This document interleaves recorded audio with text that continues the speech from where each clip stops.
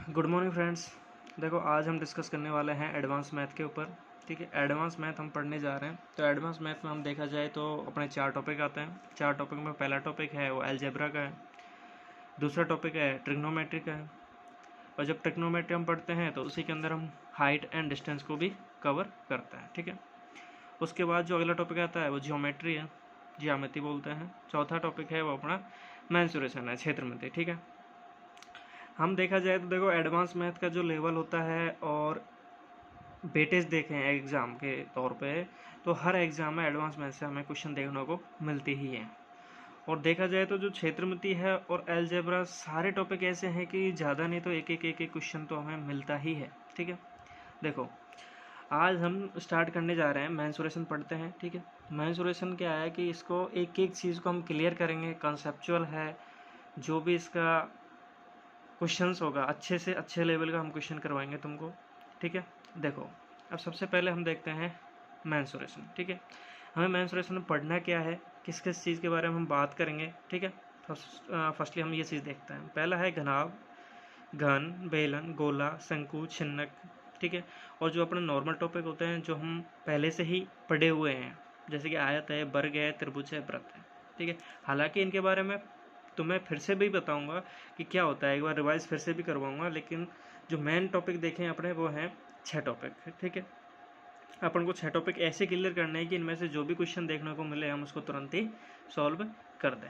Clear बात? ठीक है, आज जो हम स्टार्ट करेंगे वो करेंगे हम घनाभ। ठीक है, क्या करेंगे? घनाभ। घनाभ क्या चीज़ होता है? ठीक है, आप जिस कमरे में रहते हैं वो एक घनाभ टाइप का ही है, घनाभ के आकार का ही होता है। ठीक है, घनाभ की जो खास विशेषता है वो क्या चीज़ होती है कि इसमें एक तो 3D डायमेंशनल होता है। ठीक है, 3D कैसे कि इसकी लेंथ भी होती है, इसकी विड्थ भी होती है और इसकी हाइट भी होती है। ठीक है, मतलब इसकी लंबाई है, चौड़ाई भी है और ऊंचाई भी है।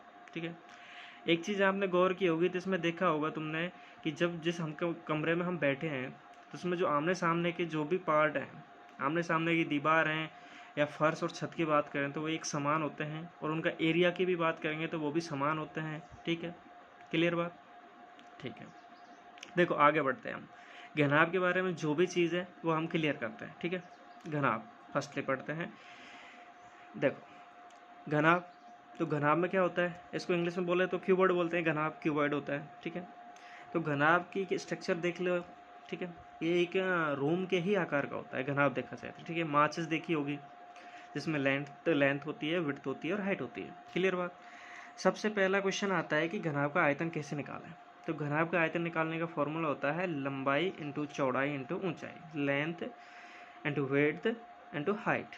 ठीक है, उसके बाद है अपना कि इसका जो कुल क्षेत्रफल निकालते हैं हम, संपूर्ण पृष्ठीय क्षेत्रफल निकालते हैं, वो कैसे निकालते हैं? तो देखो फॉर्मूला है 2 इंटू लंबाई इंटू चौड़ाई प्लस चौड़ाई इंटू ऊंचाई प्लस ऊंचाई इंटू लंबाई। क्लियर बात?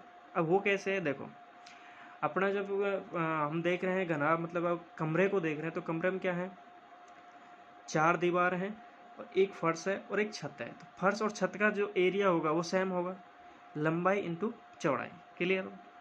उसके बाद हम एक फलक की बात करें, एक दीवार की बात करें तो उसकी जो होगी वो लंबाई इंटू ऊंचाई होगी, तो उसकी जो सामने की दीवार है उसकी भी लंबाई इंटू ऊंचाई होगी।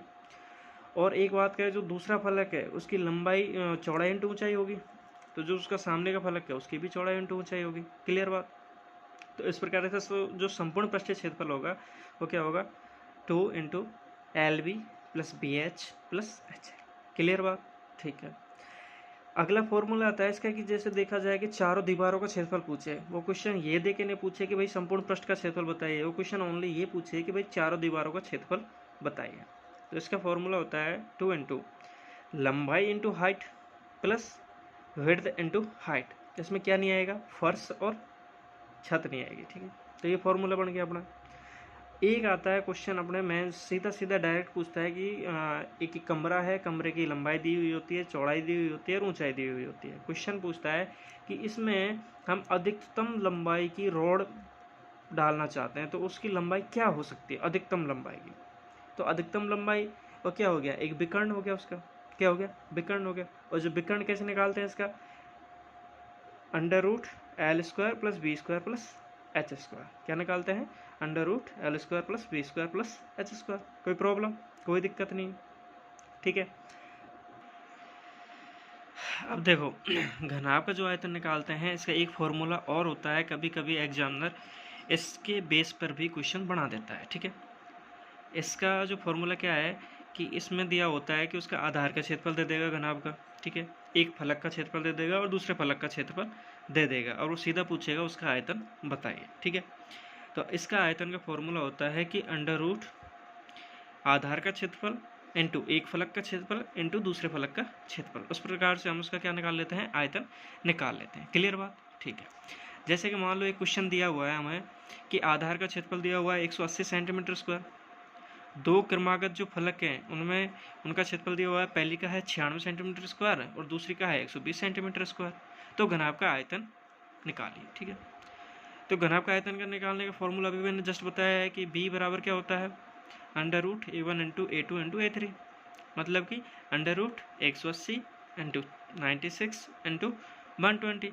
अब देखो अंडर रूट निकालने का ये तरीका नहीं कि इनको पहले गुणा किया जाए फिर उसका अंडर रूट निकाला जाए। हम क्या करेंगे, इनको ऐसे पार्ट में डिवाइड कर लेंगे कि हम आराम से निकाल सकें। देखो 180 को हमने क्या किया, 30 इंटू 6 मतलब 180 हो गया। 96 को क्या लिखा हमने, 16 इंटू 6 16 गुणा 6 96 हो गया। 120 को हमने क्या लिखा, 30 इंटू 4 30 इंटू 4।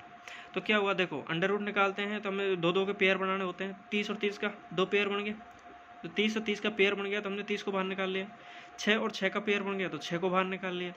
4 का अंडर रूट कितना होता है, 2, और 16 का कितना होता है 4। 30 गुणा 6 गुणा 2 गुणा 4, इसको सॉल्व करते हैं तो कितना आंसर आता है, 1440 सेंटीमीटर क्यूब। ये हमारा क्या हो गया, सीधा सीधा आंसर हो गया। कभी कभी डायरेक्ट क्वेश्चन भी बन जाते हैं, ठीक है।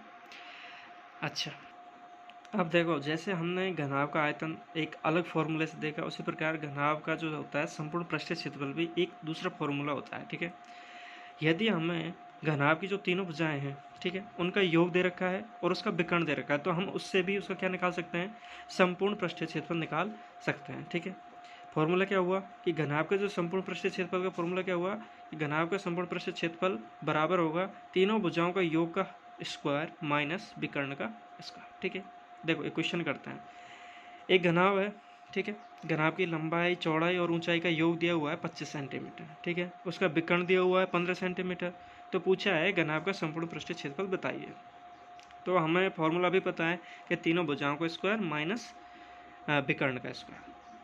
तो अब इसको सॉल्व करेंगे। देखो तुम्हें स्क्वायर खोलने की ज़रूरत नहीं है, तुमने पढ़ा होगा कि ए स्क्वायर माइनस बी स्क्वायर, तो क्या होता है ए प्लस बी और ए माइनस बी, मतलब 25 प्लस 15 और 25 माइनस 15। तो 25 प्लस 15 हो गया 40 और 25 माइनस 15 हो गया 10। तो 40 इंटू 10 कितना हो गया, 400। 400 हमारा क्या हो गया आंसर, ठीक है, 400 centimetre square, 400 centimetre square. Clear बात। देखो एक बार इसका सारे का रिवाइज कर लेते हैं हमने क्या पढ़ा, ठीक है। देखो सबसे पहले देखें तो घनाभ का आयतन निकालने का फॉर्मूला देखा हमने। सबसे पहले तो लंबाई इंटू चौड़ाई इंटू ऊंचाई होती है, ठीक है। उसका टोटल सरफेस का एरिया देखा तो टोटल में होता है 2 इंटू लंबाई इंटू चौड़ाई प्लस चौड़ाई इंटू ऊंचाई प्लस ऊंचाई इंटू लंबाई। क्लियर बात। यदि क्वेश्चन ने पूछा हो मात्र चारों दीवारों का क्षेत्रफल, तो 2 इंटू लंबाई प्लस ऊंचाई प्लस चौड़ाई इंटू ऊंचाई। क्लियर बात। क्वेश्चन में विकर्ण पूछा हो या सबसे बड़ी रोड के बारे में पूछा हो तो क्या निकालते हैं हम, under root L square plus B square plus H square, ठीक है। इसके बाद मैंने बताया तुम्हें घन का एक आयतन का फॉर्मूला, जो दूसरा बताया था मैंने कि घनाभ का जो आयतन का फॉर्मूला होता है यदि तीनों पृष्ठों का क्षेत्रफल का दे रखा होता है तो उसको कैसे निकालते हैं, under root a1 into a2 into a3। इस पर मैंने एक क्वेश्चन भी करवा दिया, ठीक है। अगला है कि यदि घनाभ का संपूर्ण पृष्ठीय क्षेत्रफल निकालना हो, यदि दिया हुआ हो तीनों भुजाओं का योग और दिया हुआ हो उसका विकर्ण, तो दिया हुआ हो उसका विकर्ण, तो हम कैसे निकालते हैं कि तीनों भुजाओं का योग का स्क्वायर माइनस विकर्ण का स्क्वायर। क्लियर बात। आशा करता हूँ कि यहाँ तक की जो बात है अच्छी तरह से समझ में आई होगी। और हम यदि आगे क्वेश्चन करने हैं तो हम अभी कल इसी के क्वेश्चन करेंगे, घनाभ पर बेस जितने भी हैं, ठीक है। आज के लिए यहीं तक। Okay, thank you.